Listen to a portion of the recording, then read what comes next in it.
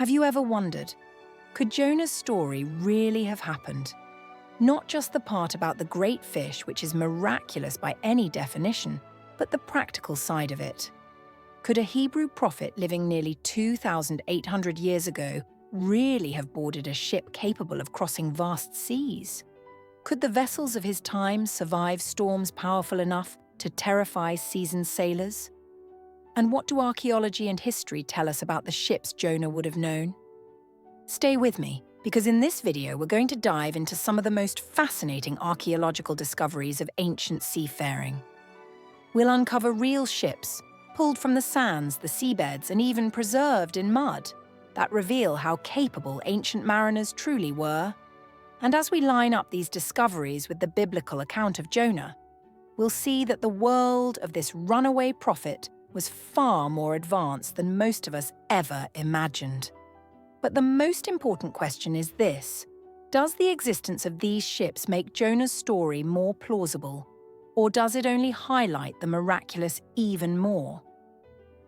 The book of Jonah begins with a prophet given a mission.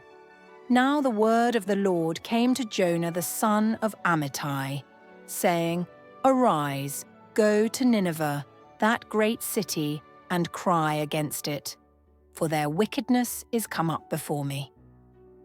But Jonah rose up to flee unto Tarshish from the presence of the Lord, and went down to Joppa. And he found a ship going to Tarshish Joppa, modern Jaffa, on Israel's Mediterranean coast, was a bustling port in Jonah's day. And Tarshish, a distant, possibly western location, maybe Spain or southern Turkey. Wherever it was, it meant Jonah was planning a long voyage on the open sea. This is where archaeology steps in. Could such voyages really happen at that time? In 1985, Israeli divers discovered the wreck of a ship off the coast of Kibbutz Agan, Michael. Dating to the 5th century BCE, only a few hundred years after Jonah's time, the ship was astonishingly intact. At nearly 40 feet long, with a carrying capacity for crew and cargo, it proved that ancient mariners had mastered shipbuilding techniques far earlier than most thought. The ship was equipped with a large square sail for open sea travel, oarlocks for rowing when winds failed, and a massive wooden anchor carved from a single tree trunk. This was not a primitive raft or fishing canoe. It was a seaworthy vessel, fully capable of traveling the Mediterranean, exactly the kind of ship Jonah could have boarded at Joppa. Pause and think about that.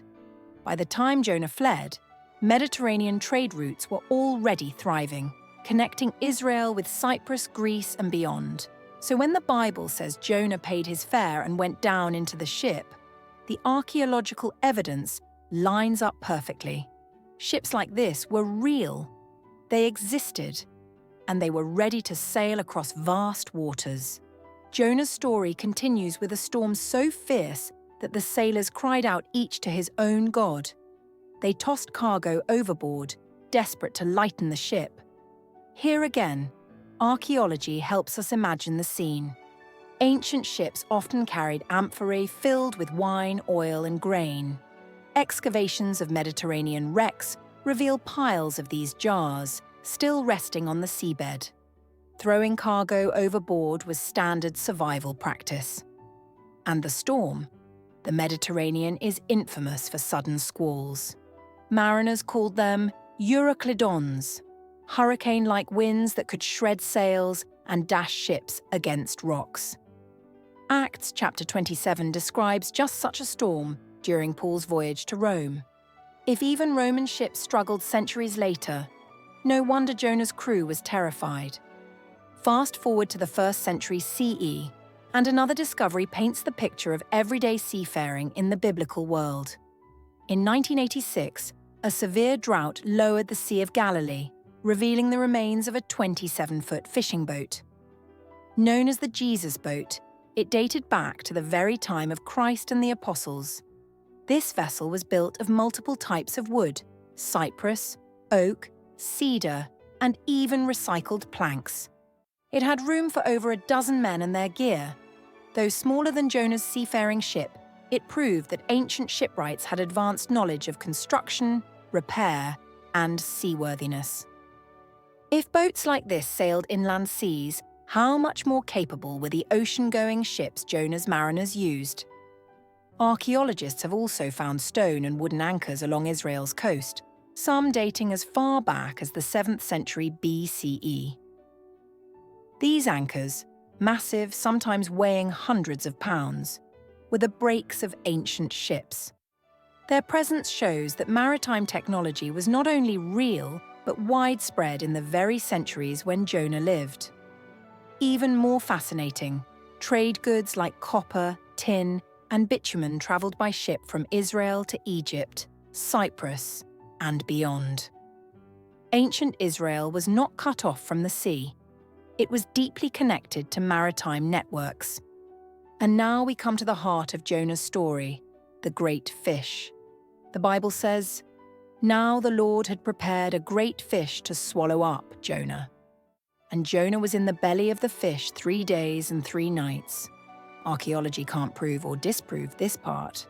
Survival inside the digestive system of a fish or whale for 3 days defies natural explanation. And that's the point. It is presented as a miracle, just as Jesus later referred to it. For as Jonah was 3 days and 3 nights in the belly of the great fish, so shall the Son of Man be 3 days and 3 nights in the heart of the earth." The miracle doesn't negate the historical setting. Instead, it stands out against a backdrop of very real ships, real ports, and real storms. But here's where it gets even more interesting. Why are these discoveries coming to light now? Why, in the last few decades, have we unearthed ships like the Magan Michael, anchors on Israel's shores, and boats from Galilee's mud? Could it be that in our generation, God is peeling back the layers of history to remind us that the Bible's world was not a myth, that its stories happened in real places, with real technology, among real people?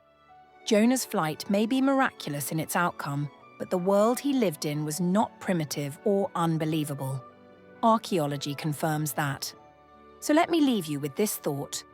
If ancient ships could carry Jonah far across the sea, if storms could terrify seasoned sailors, and if archaeology continues to prove the historical setting of this story, then how much more powerful is the miracle that followed? The existence of these ships doesn't weaken Jonah's story. It strengthens it. Because if everything else around him was real, the port, the ship, the storm, then why doubt that the God who made the sea could also command a great fish? Jonah's story is not just about a runaway prophet. It's about a God who commands the sea, who appoints storms, who prepares a fish, and who shows mercy to a city that didn't deserve it. Archaeology shines light on the ships and sailors of Jonah's world, but only faith reveals the God who works miracles beyond the reach of science. So, what do we learn?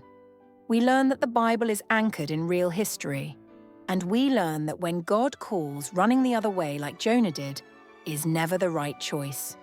If you found this video fascinating, don't forget to like, subscribe, and share it with others who want to see how archaeology and faith come together. And tell me in the comments, which part of Jonah's story amazes you most? The storm, the sailors, or the great fish?